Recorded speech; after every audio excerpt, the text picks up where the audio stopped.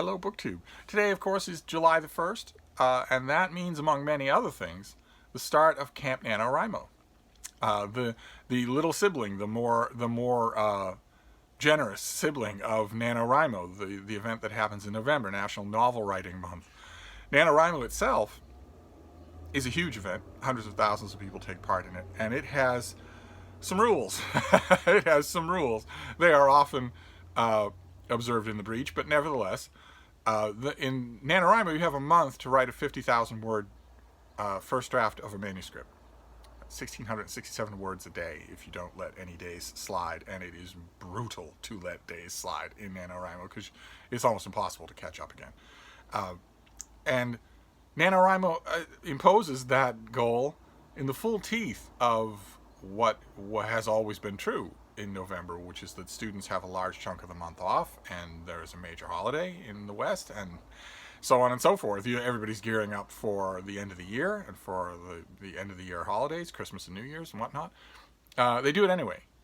That if you mean it, if you're serious about writing, then there'll never be a totally convenient time. So might as well. And it helps during November to know that there are thousands and thousands of people who are suffering too, who are somehow making the time for that 1,667 words a day, and people do an enormous amount of prep ahead of time. I urge everybody to do an enormous amount of prep ahead of time. If you don't have your story plotted before November 1st, it's unlikely that you will finish anything that you'd want to keep. And NaNoWriMo has a couple of other rules too. It has to be a novel, and technically, although a lot of people don't observe this is all for fun, so it doesn't really matter, but a lot of people don't observe this, but technically it also has to be the first draft. It can't be that you're revisiting something that you've already started. You're supposed to write a novel cold in November for NaNoWriMo, and I love that, absolutely love it, because plotting or no plotting aside, the only way that you are going to do that is to just write. The only way. Plotting is important. I've known some people that got to the end of NaNoWriMo, got to 50,000 words without plotting. But the most important thing, the thing that you absolutely cannot, quote unquote, win NaNoWriMo if you don't do, is you can't edit while you write. The whole goal of NaNoWriMo is to just write with the brakes off. Write until you get to 50,000 words. Then you will have a 50,000 word manuscript that you didn't have before, and that all of your futzing around and perfect snack and perfect pen and perfect mood music hasn't yet produced. So that's the whole goal of NaNoWriMo, is to do that, and that goal is much strengthened if it's new work. If you're not using any kind of momentum. I like that about it very, very much. But Camp NaNoWriMo takes place in April and July, and is, as you can tell from the name, it's sort of like a summary getaway from NaNoWriMo. You're still writing, but the rules are loosened quite a bit. You can write anything, for instance, fan fiction, second draft, poetry, nonfiction. And you can also set your own word limit. It doesn't have to be 50,000 words. There's no pressure there. You can set how long a piece you want it to be. And the most important element of NaNoWriMo is very much present in Camp NaNoWriMo, which is the community aspect. You feel less alone. Writing is an intensely lonely endeavor, and it feels less alone to know that everybody's writing, that everybody's pulling out the stops, that everybody's giving it extra effort during these particular months. And July has started. Camp NaNoWriMo for July started at midnight. And I'm involved, of course. Of course I'm involved. I absolutely love, NaNoWriMo over the years has become very mercantilized.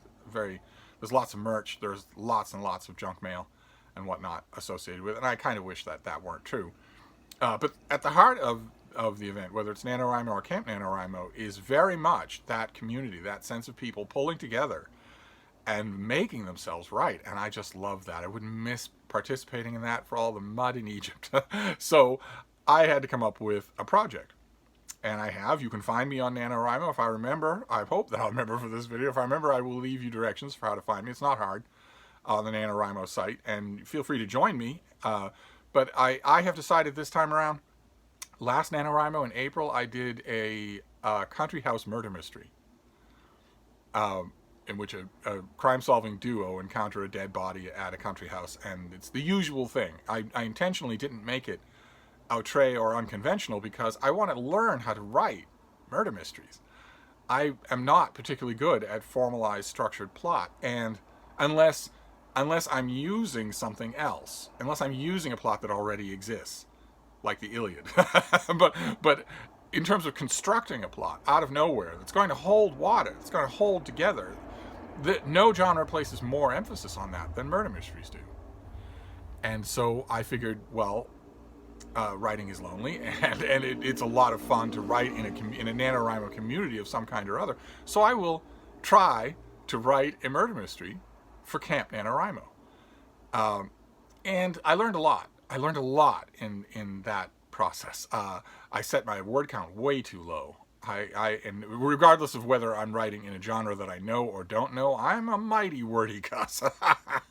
And also, I marvel at the many mystery writers who write mystery short stories every month for publication. I marvel at that being able to do that, and I quickly found out that I couldn't. So I was sort of jumping ahead and sketching in things in a much sketchier way than I would ever write prose usually, because it was obvious to me early on that I couldn't get anywhere near the whole book done in 30,000 words, which is kind of what I set for it. So, and I learned a lot of other things too. I learned a lot of weaknesses about myself. I learned all about how my weaknesses when it comes to structured plot, because a murder mystery, it makes that so important. You have to know how things are connected, and you have to very carefully dole that information out to the reader. You can't just blurt it all out.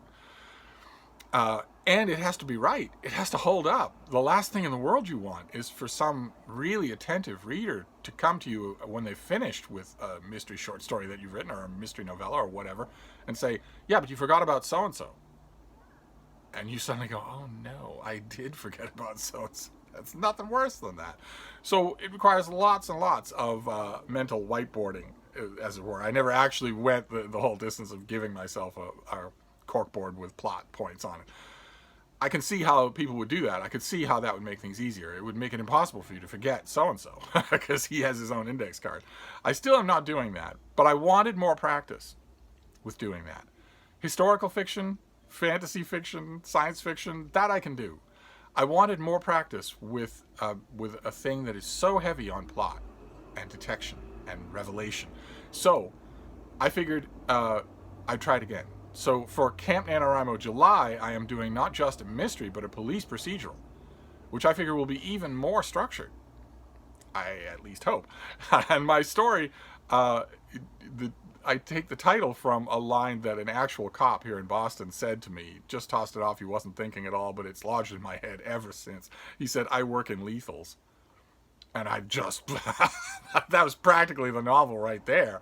And I don't know anything about that cop's job. I don't know much about the procedurals of Boston police. I've been encouraged,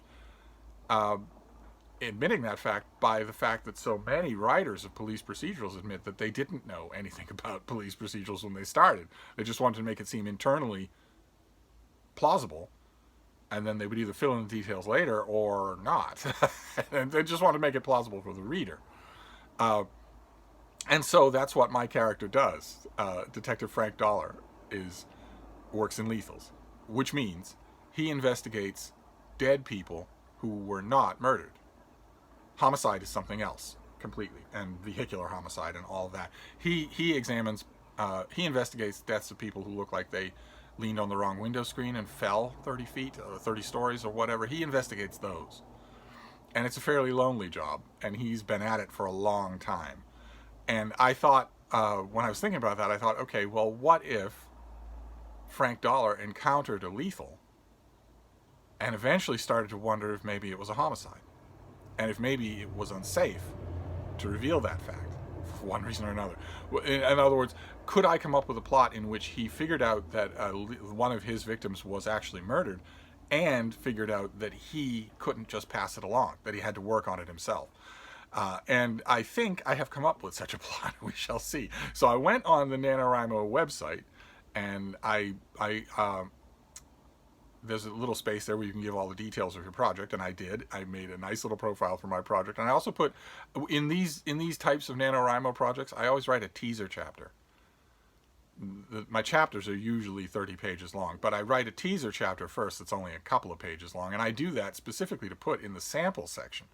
The NaNoWriMo website gives you a place not only for a cover design if you want one, and the title and the category of what you're writing, but also a sample. And it's just the old Bailey hack in me that I want to hook people, even though I generally don't post the rest of the novel. I generally the sample is just to get people interested, and then I write the rest of it myself. So there's only the sample on there so far. Maybe I'll break with that routine this time around and write the whole thing on the site. That would be fun. It's just I know my own. I use Open Office to write documents like this, and then I copy and paste it and save it in a couple of different places, put it on a thumb drive, and I know all that technology, and I don't know NaNoWriMo, and I'm also not 100% sure what the fine print of the NaNoWriMo terms and services is. I'm not 100% sure that anything that you put on their site doesn't maybe belong to them, or could belong to them. I know that that's probably not an issue, since lots of people who have participated in NaNoWriMo have gone on to publishing contracts. And I don't recall any incident where NaNoWriMo pulled in their chips and said, well, this story is ours, not yours. I'm not sure that I would have to dig into it, but even absent the legal stuff, I'm not 100% sure what would happen to that work if I put it on the site. So right now there's only a teaser chapter up there, but I wanted to discuss it because this channel is about books and writing and dogs and conspiracy theories and anything else I feel like talking about. Also, to invite you to join along. We had a nice crowd for NaNoWriMo in April. I'd love to do that again for NaNoWriMo in July. I'd like to know how many of you are writers out there and how many of you are thinking about participating in NaNoWriMo for July. Unfortunately, it's the same cloud hangs over NaNoWriMo July that hung over NaNoWriMo April, which is that a lot of the peripherals for NaNoWriMo are impossible. One of the funnest of which was local gatherings, local meetups, where you meet in person, where you go with your pillow and your MacBook and your snacks, and you write in a room with a bunch of other people. Obviously, that's not going to happen now with America being a worldwide hotspot for a lethal pandemic. So, but even so, the community feeling still prevails. I wondered about that at the beginning of the April Camp NaNoWriMo, but it was very much still there. So those meetings don't have to happen. And so I want to know, absent those meetings, are you going to be doing Camp NaNoWriMo for July? And if so, tell me all about it. Link me to your project. Find me on NaNoWriMo. I'll try to remember to leave the pertinent information so that we can be writing buddies. I just want to let you know, I just want to give you a little Nano update that I'm doing a police procedural, my very first police procedural. I work in lethals. We'll see how it goes. So I'm going to wrap this up, but I'll be back. Thank you, BookTube.